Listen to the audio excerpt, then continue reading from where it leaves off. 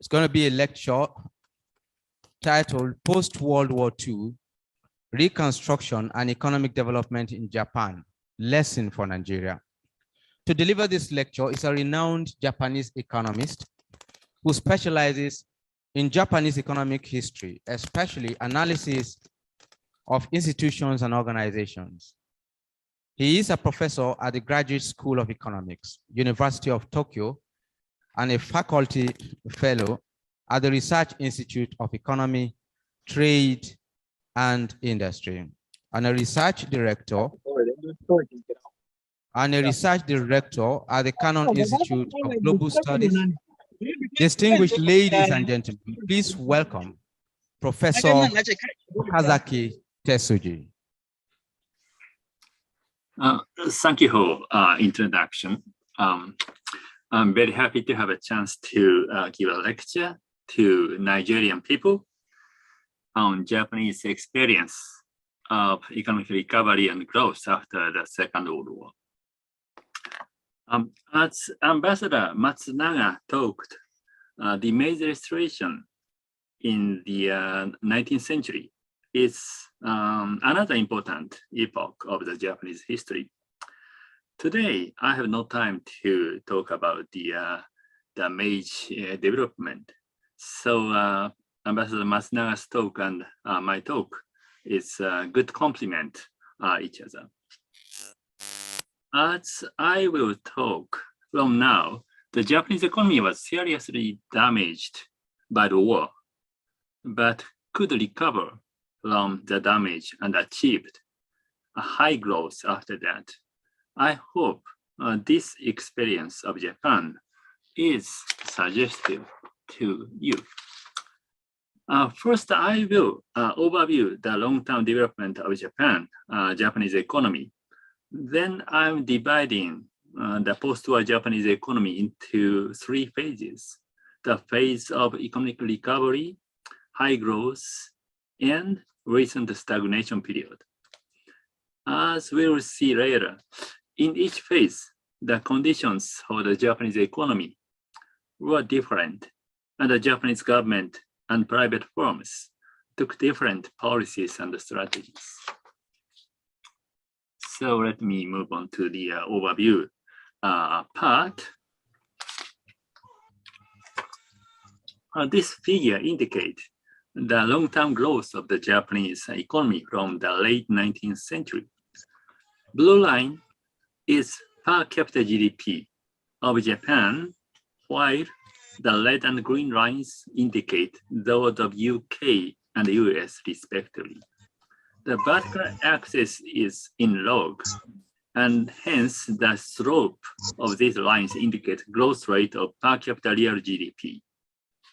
It is notable that in the late 19th century, at the starting point, there was a huge income gap between Japan and the Western countries. Indeed, per capita GDP of Japan was around 1/4 of that of UK. In the prior period, Japan achieved a steady growth, as you see here in the left part of this figure. And gradually, Japan caught up with the Western countries. But as you see here, there is a sharp decline in Japanese real GDP. This is the damage by the Second World War. Yet, Japan recovered from the war damage swiftly, and around the early 1950s, it came back to the previous level. And furthermore, the high growth continued even after Japan finished the recovery.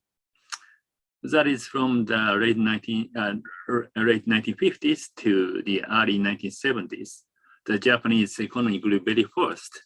And finally, in the 1970s, Japanese economy finished catch up with the Western countries. This figure focuses on the growth rate of real GDP of Japan in the post-war period. The first several years is the period of economic recovery. In this period, the economy recovered with growth rate around 10% per year. When the economic recovery was finished, most Japanese people expected that growth rate would decline. But in reality, high growth continued after that. A turning point was the end of so-called Bretton Woods system in the early 1970s, and the first oil crisis that raised oil price sharply in 1973. The growth rate declined after that, but still the growth rate continued as high as 4 to 5% per year. And the second turning point was the burst of the asset bubble in 1991. After that, the growth rate declined further to be around 1%. And then let me move on to the phase of economic recovery just after the Second World War. Here, I will focus on the industrial policy for economic recovery from the damage by the war.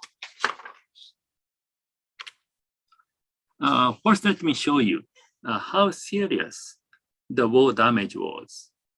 This photo is the image of Tokyo in the final stage of the war. The US Air Force heavily bombed Tokyo City, and around 100,000 people, mostly civilians, were killed at one night. As you see in this photo, the downtown of Tokyo was completely burnt down.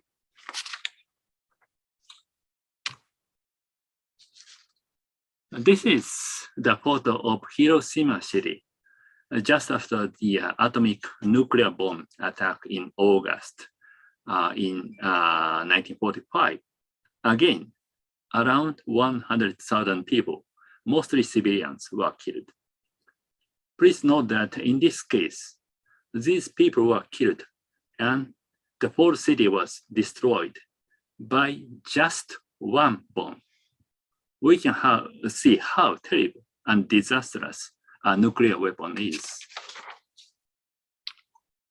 This is summary statistics of the war damage in Japan.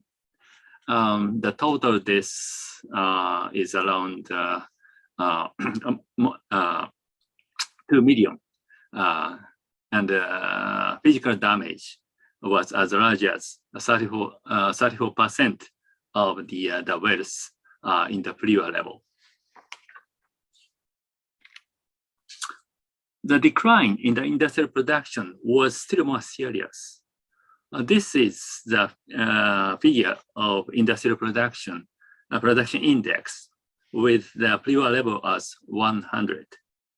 As you see in this figure, the production index of mining and manufacturing, this blue line, it was around 20 to 30% in 1946. There were some reasons for this decline, but the most important reason was decline in import of raw materials. For the prior period, the Japanese economy heavily depended upon import of raw materials, but by the defeat by the war, import almost stopped. Still worse, inflation was accelerated in this period, as we will see in the next slide. This is the annual inflation rate based on the wholesale price index. In 1946, around here, the inflation rate was higher than 400%. If we take account of the black market price, it is still higher.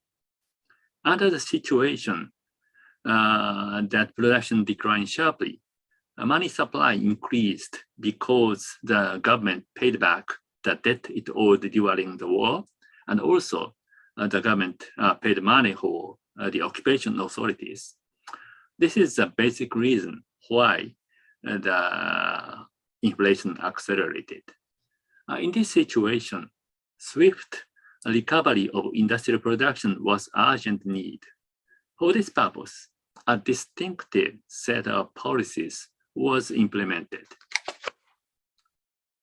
This set of policy is so-called priority production policy.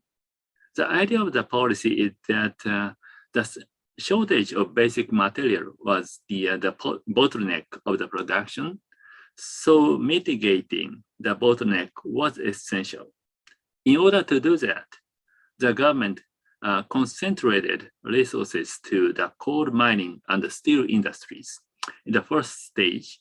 Then it was expected that recovery of coal and steel production would stimulate production of other industries. This is the basic idea. It is notable that to implement this policy, a distinctive set of policy tools were utilized. That is, the tools for the controlled economy.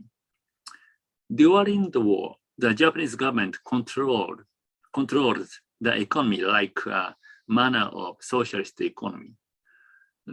This mode of managing the economy was taken over to the post-war period and was applied to reconstruct the economy. Let me illustrate how this policy worked, focusing on rationing of materials. The red line refers to the share of the steel industry in the total allocation of coal. In the first quarter of 1947, when the policy started, the share of the steel industry went up very sharply. This reflects the start of the priority production policy. The role of the public financial institution, the Reconversion Finance Bank, RFB, for economic recovery was substantial as well. In this figure, blue line indicate the loan from RFB, that public financial institution, and the red line indicate the total loan from all the private banks. Then the green line shows the percentage of RFB loan to the total amount of private loans. As is indicated, in 1947 and 1948, a loan from RFB was as large as around 30% of total private loans. So the public financial institution was very huge. It is notable that RFB concentrated loans to a few strategic industries, including the coal mining. So as you see here, the share of coal industry was as large as 30 to 40% in the total loan of RFB.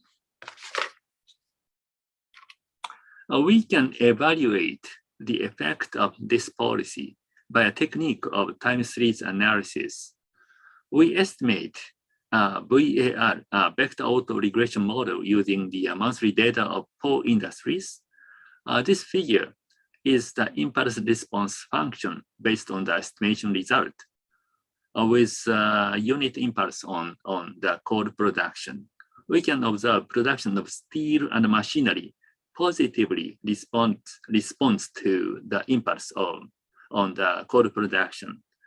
This suggests that the priority production policy has an effect that was expected.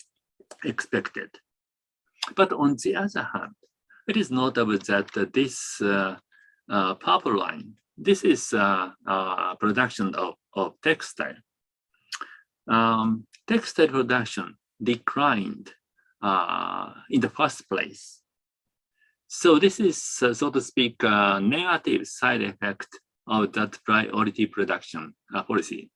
This is not surprising, because this policy concentrates resource to some a set of few strategic industries.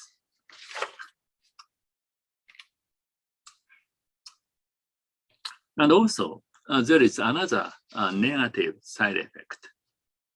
That is the generous loan by RFB, Reconversion Finance Bank, incurred moral hazard of firms. This table reports the result of regression analysis on the determinant of RFB loans. Using the firm level data, we regressed the proportion of RFB loan in the total borrowing on the firm's profitability and other variables. It was found that RFB loans was negatively associated with the firm's profitability. This relationship caused survival of inefficient firms and moral hazard of corporate executives. This negative side effect, I think, reflect the Japanese economy was under the regime of controlled economy. Then after that, the Japanese economy transited from the regime of controlled economy to a market economy in 1949. What brought about this transition was a policy instructed by the US government, which occupied Japan from 1945 to 1952. The US authorities implemented the policy package called Doji Plan, which was composed of 4 sets of policies. That is the balancing the government budget and seizing RFB loans, abolishing price and distribution controls, and unifying the exchange rate at $1 equal 360 yen. And by these set of policy, the US government and the Japanese government made the Japanese economy transited from a controlled economy to a market economy, and thereby they excluded the sources of moral hazard and inflation. So this is the figure I showed you before. And as I said, in 1946, the inflation rate was as high as more than 400%. But in the middle of 1949, the inflation rate declined very sharply. And after that, inflation was almost disappeared. So as you see here, the Doji Plan was a turning point of the Japanese economy in the sense that inflation ceased. Okay, so let me move on to the next phase of the Japanese economy. That is the high growth of the economy. To understand the macroeconomic mechanism of the high growth, we first look at the demand side of the economy. This table decomposes the growth rate of the Japanese economy into several components on the demand side. That is a figure in the second to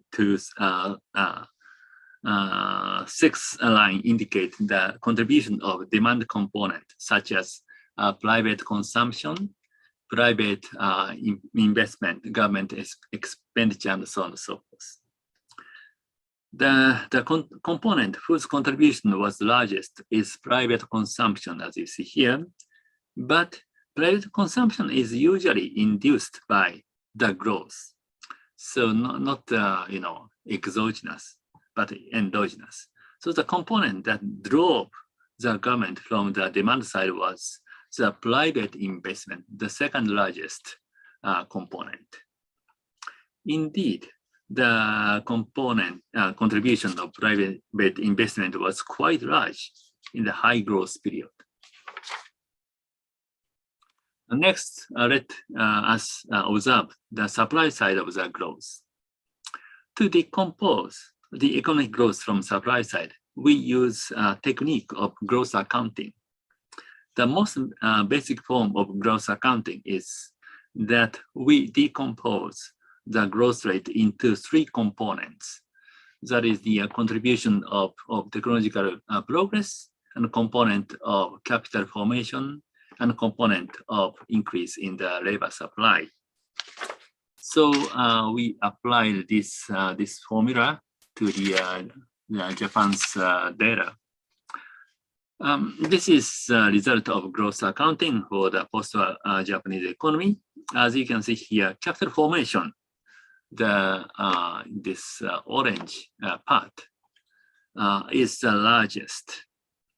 Also, technological progress, this yellow part, played a substantial role. It is notable that the contribution of technological progress became larger in the later phase of the high growth, this phase. Anyway, the largest factor in the supply side that led the high economic growth was capital formation or investment.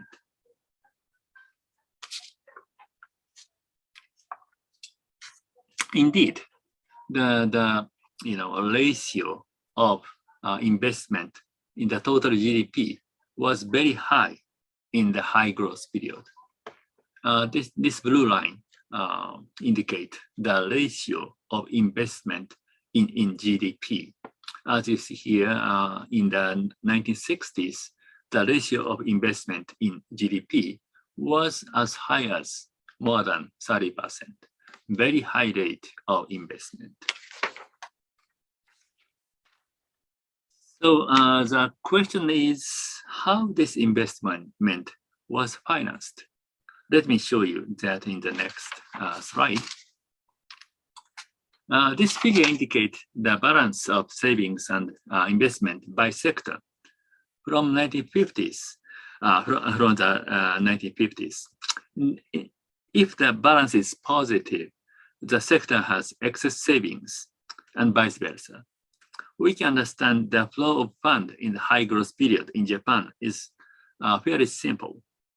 The balance of the overseas sector and the government, well, both of those balance are around zero. And on the other hand, there was huge surplus in the household sector, this red line. Households had huge amount of excess savings. And on the other hand, the corporate sector has had huge amount of shortage of fund. So the basic flow of fund in the high growth period was flow of fund from the household sector to the corporate sector. So the next question is why the household sector saved a lot. The reason for the high savings rate in Japan has been extensively discussed and researched in the literature. But referring to the recent data, I think the reason is rather simple. There is a well-known simple theory on savings in economics. That is the life cycle theory of savings. The basic idea is that a person smooths his or her consumption given his or her expected flow of income.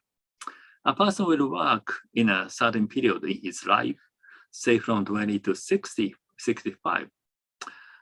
In his childhood and aged period, he does not earn income and consumes relying on his savings. So in the working phase of his life, his saving is positive, while in the other phases, his savings rate is negative. The full economy is composed of numerous persons, part of whom is in the working phase, and the other part of them is not working phase. And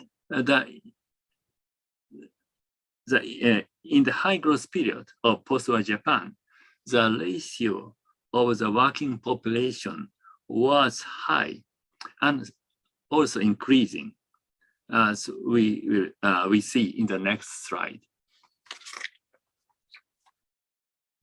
This is the population in Japan by age group.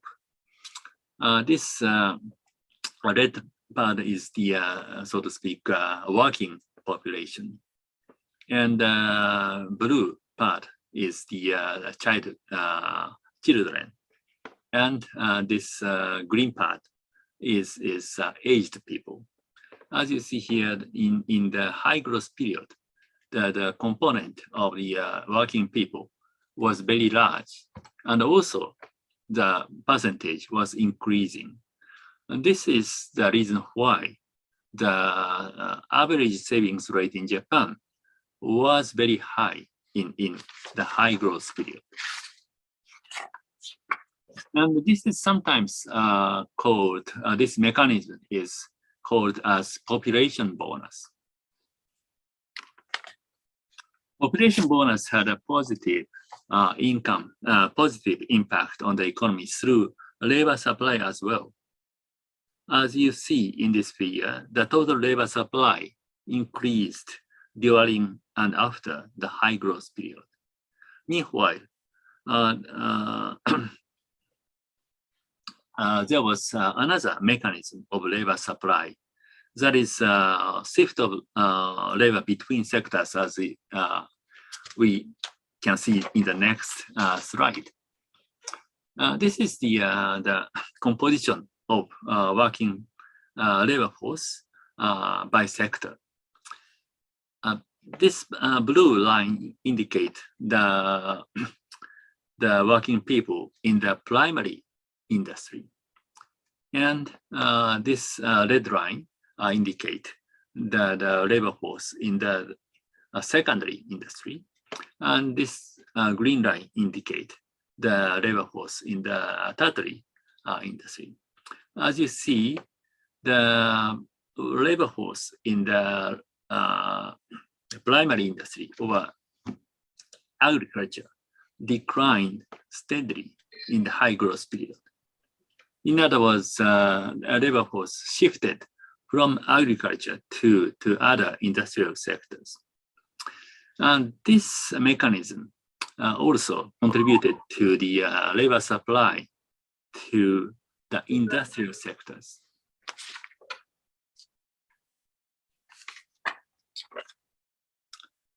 We have seen the macro aspect of the high growth of Japan, and then let us move on to the micro aspect, in particular, the role of the industrial policy.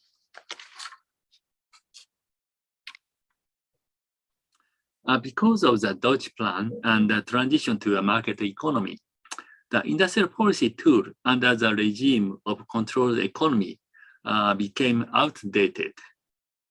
Given that in the early 1950s, the Japanese government introduced a new set of policy tools. The first one is public financial institutions, including Japan Development Bank. These institutions were based on the fund from fiscal investment and loan program, which in turn was based on the fund from the postal savings. The second tool is the special tax relief. That is, a certain part of the corporate tax was relieved if a firm acquired a certain kind of equipment, which was supposed to effective or rationalization of the industry. Finally, subsidies for R&D was introduced. It is notable that in the 1950s, there was another powerful and effective tool for industrial policy. That is the foreign exchange allocation system. In the 1950s, all of the foreign exchange was once concentrated to the government. Then the government allocated the foreign exchange to the private sector, according to so-called the foreign exchange budget.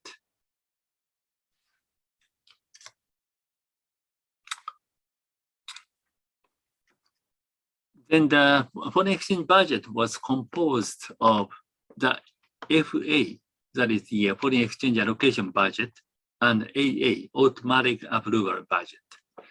AA budget was allocated in a lump to the group of goods classified as AA good, while the FA budget was allocated to each of the goods classified as FA good. With respect to the FA budget, the government allocated it to each firm. It is notable that the FA budget had a large portion in the total foreign exchange budget in the 1950s. As you see here, that this is the percentage of FA budget in the total foreign exchange budget in Japan. As you see that the percentage was as high as 70 to 80% in the 1950s. And the government utilized this system for various purposes of industrial policy. Let me show you. First, the government utilized it for protection of domestic industries from international competition. Because foreign exchange budget for a commodity de facto played the role of import quota for it. And the government strategically used this function. Second, it was used for promotion of export by linking foreign exchange allocation to each firm with its export performance. And this played a role of de facto export subsidy. And also, this system was used for promotion of investment.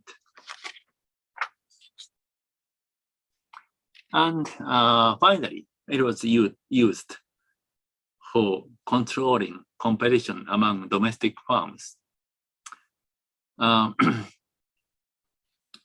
This is because a foreign exchange budget for raw materials of commodity de facto plays the role of production quota for it. And the government strategically used this function. Because the foreign exchange allocation system was a powerful policy tool, it is possible that it induced moral hazard and corruption as we see in many developing countries. I think there were conditions that prevented this problem from being serious in Japan. First, the government intentionally designed the policy to avoid this problem of moral hazard and corruption. That is in allocating foreign exchange, the government committed to allocate the foreign exchange mechanically and excluding discretion of the government. And the second condition is the pressure from foreign countries to liberalize economy. And by this pressure, this pressure enabled the government to commit that intervention would be abolished in near future and not continuous long. So let me show you how the government committed to mechanically allocate foreign exchange and excluding discretion. To see that we regress the foreign exchange allocation of foreign exchange to Firm I, to Firm I's export performance and Firm I's production capacity. These two variables, so to speak, objective variables, and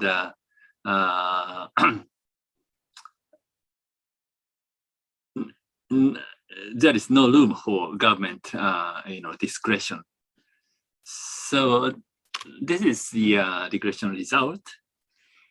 Each line indicates the regression result, and please focus on this R squared.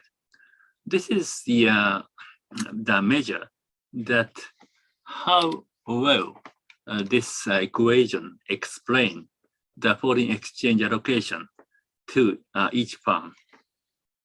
As you see here, that R squared is as high as around 1.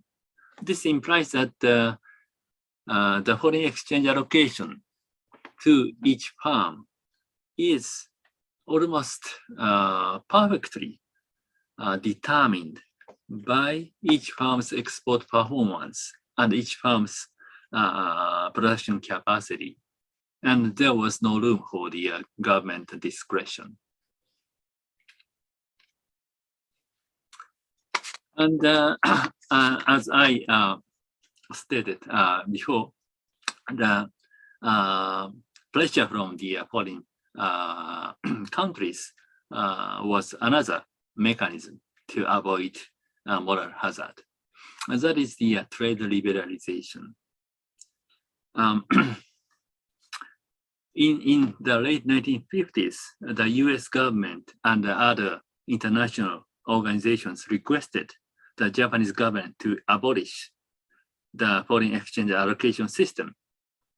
Responding to this pressure, the Japanese government announced in 1960 that the proportion of FA budget would be reduced swiftly.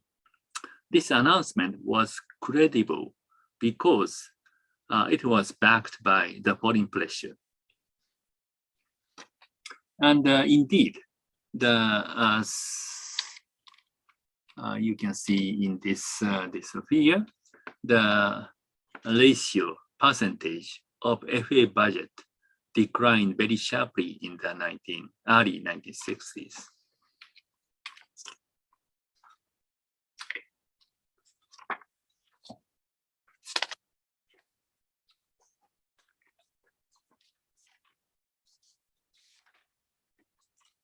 Up to now, I have talked about the tools of industrial policy in the 1950s and 1960s. Then I will talk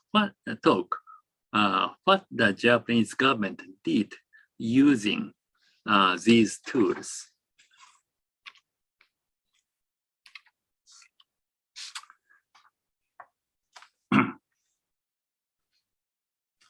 The Japanese government intended to promote basic and new industries using the industry policy tools.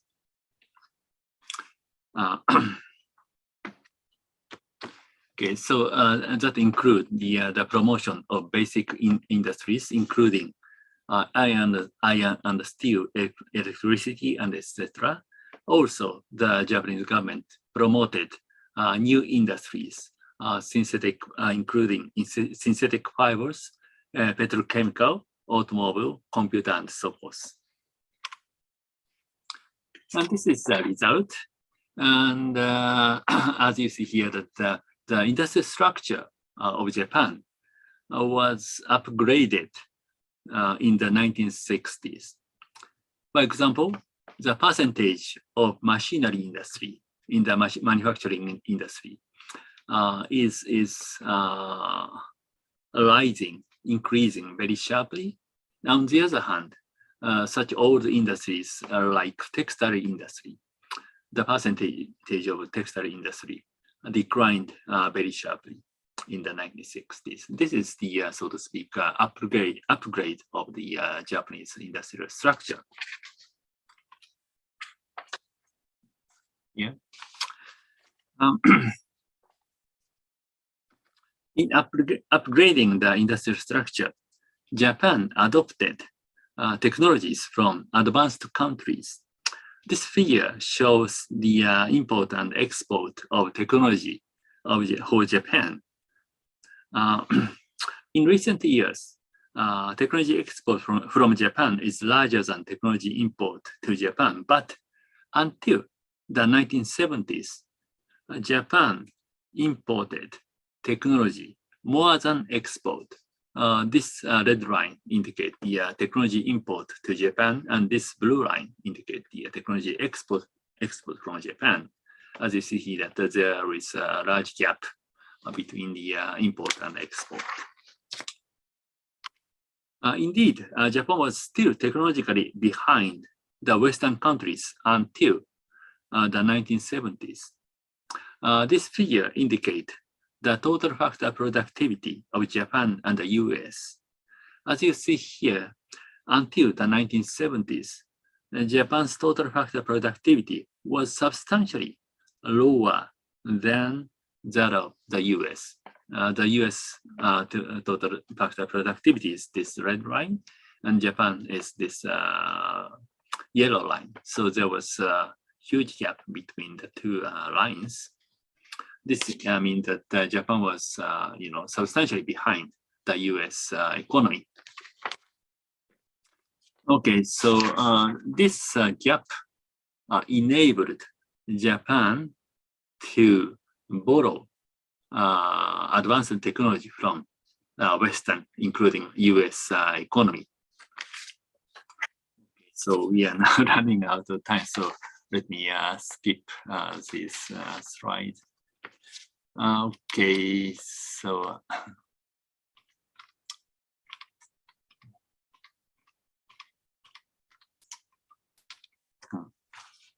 let me talk about the promotion of automobile industry very briefly.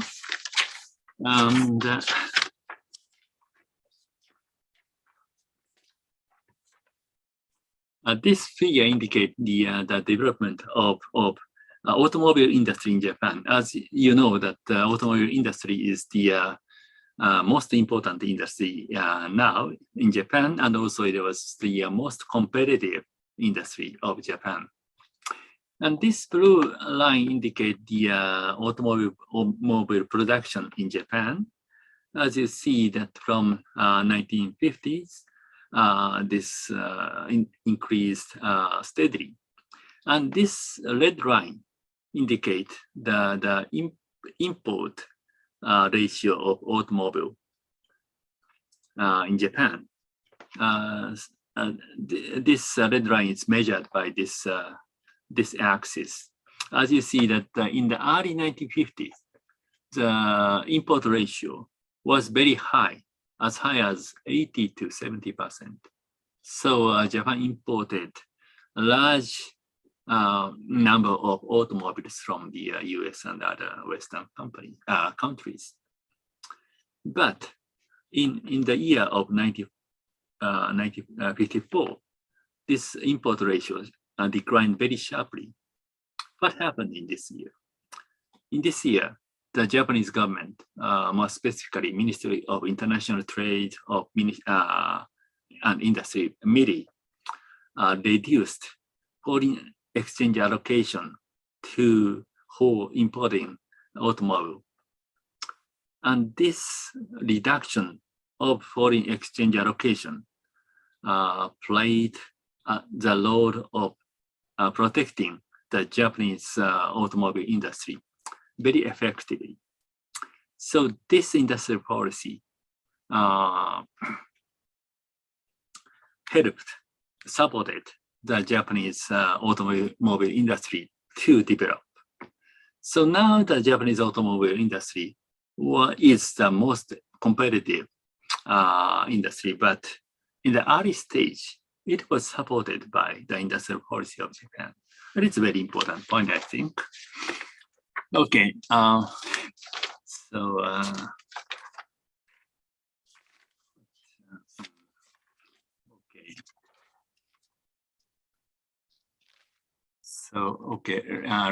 let me skip all of this. Let me move on to the very recent years. This figure shows the growth performance of Japan and the US from the late 1960s to the present. As I said, the high growth in Japan came to an end in the early 1970s. But even after that, the Japanese economy continued to grow steadily, and the growth rate of Japanese economy was higher than the US. But from the 1990s, this blue line is growth rate of Japan, and this orange line is the growth rate of US. As you see here, the Japan's growth rate became lower than that of the US. This is the result of growth accounting in the forward period. As you see here, that in the 1990s and 2000, all of the component of growth of Japan declined, including the contribution of capital formation, contribution of labor, and contribution of technological progress. So this is the basic feature of the Japanese economy in recent years. So what happened to the Japanese economy? I think the basic reason is that Japan is now the top runner of the world economy. Until the 1980s, Japan could grow fast, adopting or borrowing technologies from advanced countries. However, as you see here, that in the 1990s, the technology gap between Japan and the US declined. This implies that the potential for Japan to adopt technologies declined. And also, I talked the story of population bonus, but in recent years, population bonus changed to so-called population bonus. That is the percentage of working population is declining. This means that the capital supply of saving and also supply of labor is declining. So the potential of technology import and also the population bonus disappeared after the 1990s. That is a basic reason why the growth rate of the Japanese economy declined after the 1990s. Okay, so let me conclude my lecture. As I said, Japan finished the catch-up with the Western advanced economies by the 1980s. The basic sources of the high growth are technology gap and technology adoption, population bonus, and based on this condition, Japan's productivity increased by rapid investment of new equipment embodying advanced technologies. But after the 1990s, these basic sources have dried up. And as a result, the growth rate of Japan has declined. Okay, thank you for your attention.